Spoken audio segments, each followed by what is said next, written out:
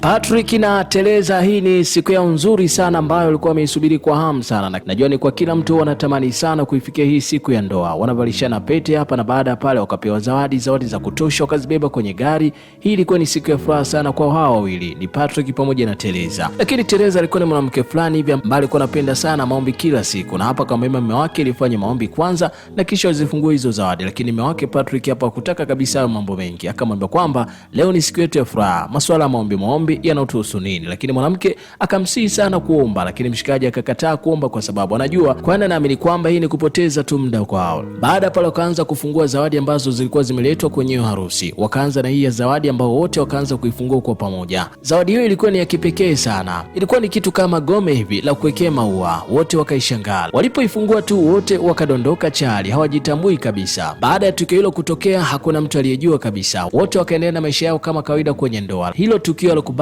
katika kumbukumbu yao kabisa. Lilipotea vipi? Na kwamba sasa tuende moja kwa moja katika mzigo wetu kwa kina zaidi, ili kuaje. Mimi ni Shy TZ, let's go. Patrick alikuwa busy sana na kazi zake. Muda wote alikuwa anafanya tu kazi, lakini mke wake alikuwa akimwomba sana kula ili endelee na kazi. Patrick kwake kazi ilikuwa ni kipaumbele cha kutosha. Teresa akamkumbusha jambo moja kwamba limemtokea wakati asubuhi anafanya usafi. Alijisikia tu kama tumbo linauma hivi, lakini hakuelewa hii ni shida gani ambayo inamkabili. Baada ya kumwambia mshikaji, akaamini tu kwamba huenda labda ameingia kwenye siku zake. Teresa akakataa kabisa, akasema lilikuwa ni tumbo tu la kawaida. Wakaishia tu kucheka hii hali, wakaichukulia kawaida, lakini ni issue ambayo iko serious sana. Baada ya miaka 6 kupita kwenye ndoa yao, hawajapata hata mtoto. Hii siku bwana anaelekea kwenye supermarket hapa kwa ajili ya kununua vitu vya kila siku, lakini anakutana na mtoto mmoja hapa alikuwa anakata mauno, na kisha akamsalimia, akamuuliza mama yake yuko wapi, na akamsifia tu namna ambavyo alikuwa akicheza. Baada ya pale mzazi naye akaja amefula kweli kweli, anamuona mtoto wake ameshikiliwa na mtu ambaye siyemjua kabisa. Akamwambia wewe ni nani na unashika mtoto wangu? Lakini yeye akasema kwamba mtoto alikuwa naye tu anapiga stori 2-3, lakini mama yake mzazi akakataa kabisa, kwani hamjui, huenda labda anaweza akawa mchawi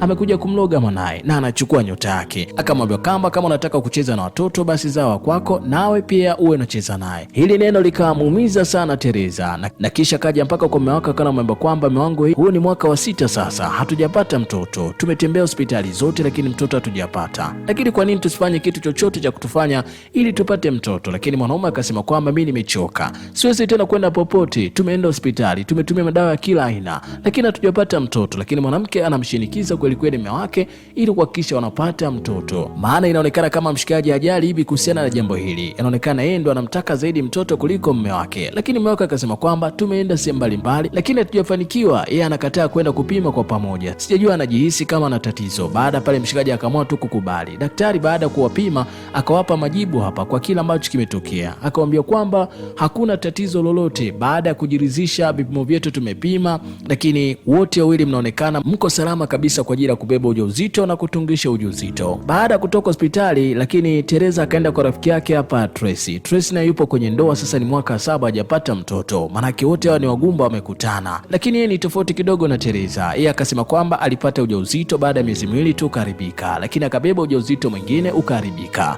Lakini kwa sasa amefanya kila kitu na amechoka kabisa. Yaani anachokihitaji kwa sasa ni kukaa tu kwa kutulia, hana namna kabisa, yaani amekata tamaa. Teresa akachukua jukumu la kuanza kumtia moyo mwenzake, manake waendelee kupambana, wasikate tamaa kuhusiana na kutafuta mtoto. Hao wote wamekutana wana matatizo kibao tu, na anatamshauri mwenzake.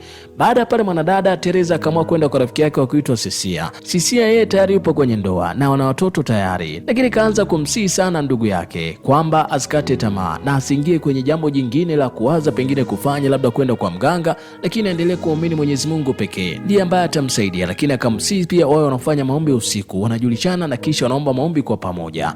Na usiku bwana, wakati amelala hapa akaamka na kisha akamwambia mume wake, naomba tuombe sasa mume wangu. Lakini mume wake akamwambia kwamba ningejua kama unaniamsha kwa hii issue wala nisingeamka kabisa. Mume wake hataki hata kuomba kabisa. Maombi kwake ni vitu viwili tofauti. Baada ya pale akaamua kwenda kwa shoga yake Tracy hapa. Wote wana changamoto ya uzazi, lakini Tracy bwana kashaamua la kuamua anataka kwenda kwa mtaalamu ili tu akapate tiba ya moja kwa moja. Amechoka kila siku kuingia kwenye maombi kwa ajili ya kumwomba Mwenyezi Mungu. Teresa hili jambo bwana kuliafiki kabisa, lakini Tracy akamwambia kwamba yani ni issue tu ya kwenda kuchukua dawa na kwenda kuoga na kisha tunatumia na tunapata watoto, kwani kuna shida gani? Hatumwasi hata Mwenyezi Mungu kwa hili. Baada ya pale wakaamua kuondoka kwa mganga. Walipofika kwa mganga wakapewa dawa ni ya kuchemsha. Hii dawa ukichemsha unaitumia kwa kunywa, lakini pia unaenda kuipaka kuipaka sehemu za siri, na baada ya pale unaenda kulala na mwenza wako. Lile tendo ambalo mnashiriki maana yake ni tiba tosha, na hiyo siku bwana atapata mtoto. Akaenda kuitumia hiyo dawa. Dawa ni kali kweli kweli na inatoa harufu mbaya sana.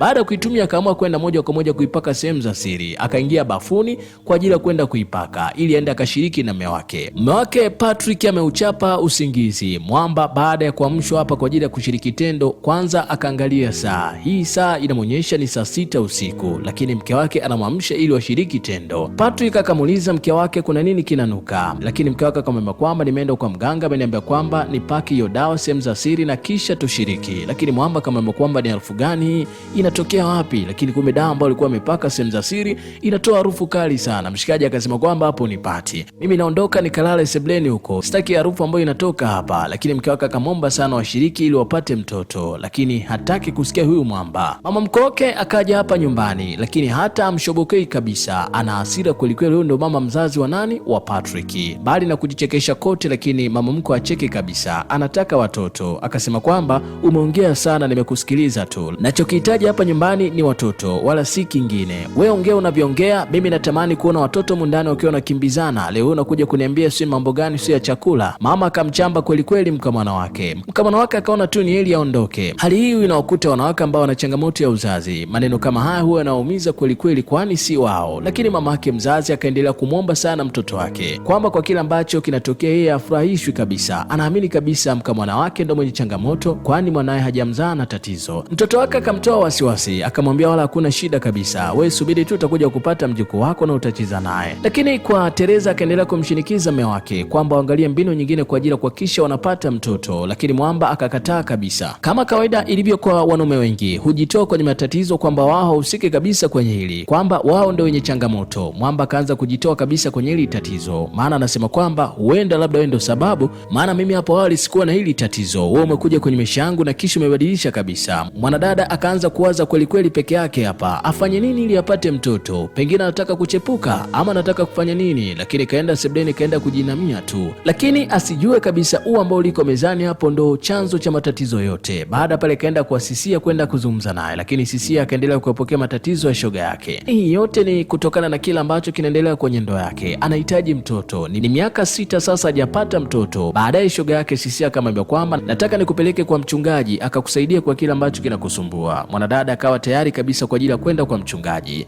Baada pale akaenda kwa mchungaji akamwelezea kila kitu kinachotokea kwenye ndoa yake, lakini mume wake hamsapoti kabisa kwa hiki ambacho kinaendelea. Mchungaji akamsikitikia tu, miaka 6 hajapata mtoto, lakini akamwambia kwamba hakuna lishindikanalo kupitia jina la Yesu. Naomba tuiname sote tuombe. Wakati wanaomba hapa, mchungaji akaonyeshwa maono. Baada ya kuonyeshwa maono yake hapa, na kisha akamwambia kwamba kuna jambo aliko sawa, na hii vita usingeweza kuishinda kwa sababu hauko tayari kwa ajili ya kupambana. Kilichopo ni kuamini na kuwa na imani iliyosimama na thabiti kabisa ili kuishinda hii vita ambayo iko mbele yako. Lakini naamini kabisa kuna tatizo kubwa kwa mume wako, na haya yote yanayotokea chanzo ni mume wako. Na hii ikamshtusha sana mwanadada Teresa, lakini mchungaji akamwambia kwamba na kuna mtu mmoja ashamfanyia mabaya sana, huyo ndo alifanya kila kitu na mpaka mko katika hii hali, na huyo mtu ambaye nimeonyeshwa kwenye maono kama sikosei anaitwa Rita. Mwanadada akashangaa, hilo jina Rita ni geni sana kwake, kwani hajawahi kulisikia hata kwa mume wake. Lakini mchungaji akamwambia kwamba naomba ukamlete tuombe kwa pamoja ili tutatue hili tatizo. Lakini Teresa akasema kwamba mume wake ni mbishi kweli kweli, sidhani kama ataweza kuja. Huku nyumbani mshikaji yuko busy kweli kweli anatazama mechi ya Arsenal Man City, na mechi inaendelea imenoga kweli kweli. Baada pale mke wake akaja kumshirikisha hilo jambo, akamwambia kwamba nimeenda kwa mchungaji, nimeambiwa kila kitu ambacho kinaendelea kwenye hii nyumba, kwamba wewe ndio chanzo. Lakini mshikaji bwana akakataa kabisa hii taarifa, yani akapinga vikali mno. Lakini alipotajua jina la Rita, Mwamba akadondosha mpaka remote, maana hili jina bwana analitambua na analijua vizuri sana. Baada pale akaamua tu kumwacha mke wake sebleni hapa, hili jina bwana analikumbuka vizuri sana. Akatoka hapa akabaki mwenye mawazo sana hapa, akawa anajizungusha tu peke yake. Baada pale akatukumbusha kumbe Rita alikuwa ni nani kwake,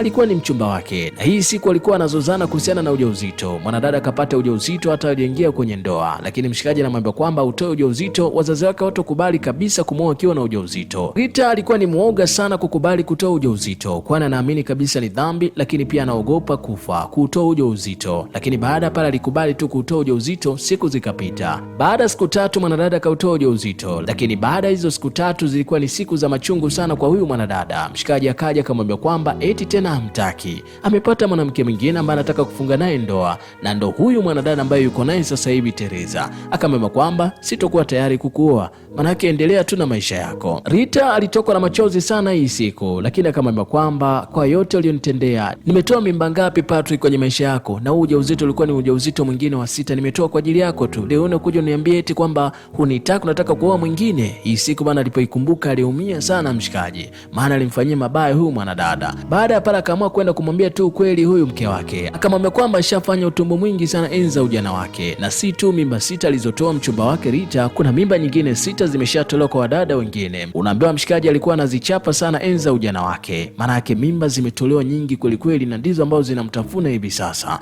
Lakini mke wake alikuwa na busara hapa, akamwambia kwamba mume wangu sio na shida, naomba twende sasa moja kwa moja mpaka kwa mchungaji kwa hiki ambacho kimetokea, na imani kabisa mchungaji atatuombea na kisha tutatoka kwenye hili dimbwi. Mshikaji akakubali tu kwenda kwa mchungaji, lakini akaamua kumtafuta huyo Rita ambaye alikuwa amemkosea miaka 6 iliyopita kwa kutoa ujauzito, lakini pia akaacha kumuoa. Mwamba hata namba hana kabisa. Hapa nakumbuka jina la mdogo wake anaitwa Joan, na kisha Joan akaanza kumtafuta Facebook na akaenda kuzipata namba zake huko Facebook. Akaamua kumpigia. Huyu Joan yuko nyumbani ametulia tu, yuko busy na mambo yake, lakini ghafla akapokea simu, na simu aliyopokea ni simu ngeni kabisa. Mwamba akajitambulisha ni nani, baadaye mwanadada akamjua, akamkumbuka kumbe huyu alikuwa ni shemeji yake. Patrick akaenda moja kwa moja kwenye point, anamuulizia Rita yuko wapi, lakini mdogo wake ambaye ni Joan akamwambia kwamba Rita ameshafariki. Mwamba alishtuka kweli kweli kusikia hii taarifa, lakini akaambia kwamba wewe ndiye uliyemuua. Baada pale tunakumbushwa, baada hilo tukio kupita, mwanadada alitoka na mawazo kweli kweli hii siku, na kisha akaamua jambo moja la kujiua kabisa. Akachukua sumu hapa na kuimimina mdomoni kwa ajili ya kujiua kabisa, na kweli alifanikisha adhima yake. Mdogo wake akaja hapa analia tu, lakini yeye akikusaidia kitu, na kisha mwanadada akakata roho. Rita akafariki dunia, lakini Joe alibaki kwenye machungu makubwa sana. Lakini hapa akaapa kwamba atamfanyia kitu kibaya sana mtu ambaye alifanya hivi, alimfanya dada yake ajiue kwa ajili yake. Mwanadada aliapa hii siku, lakini akasema kwamba nilikuwa nasubiri sana simu yako. Baada pale siku zilizofuata, mwanadada akaingia kwenye matambiko, na hapa kwenye matambiko alikuwa na kitu fulani ambacho ni kama cha kuwekea maua, ambapo kama unakumbuka hiki kitu bwana tulikiona sebleni kimewekewa ua kwa Patrick, ambacho wao walikuwa naamini kama ni sehemu ya kuwekea maua tu, kumbe kina siri nzito.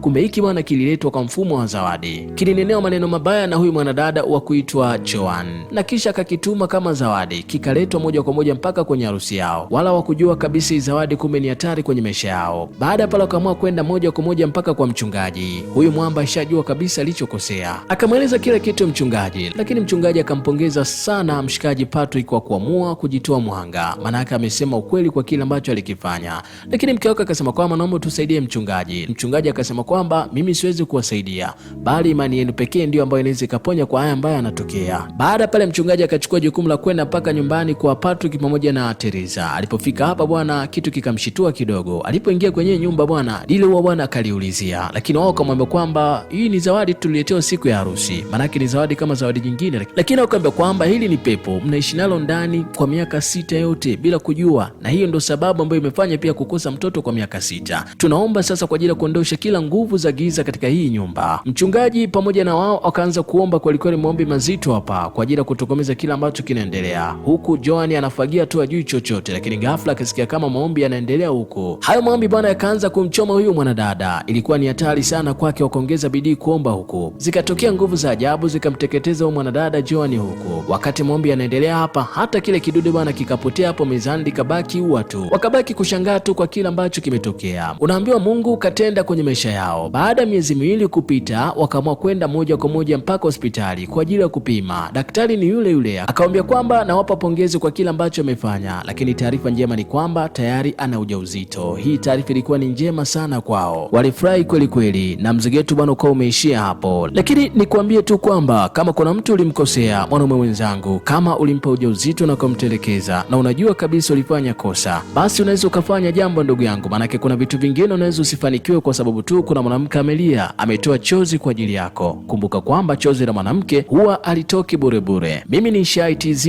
let's go.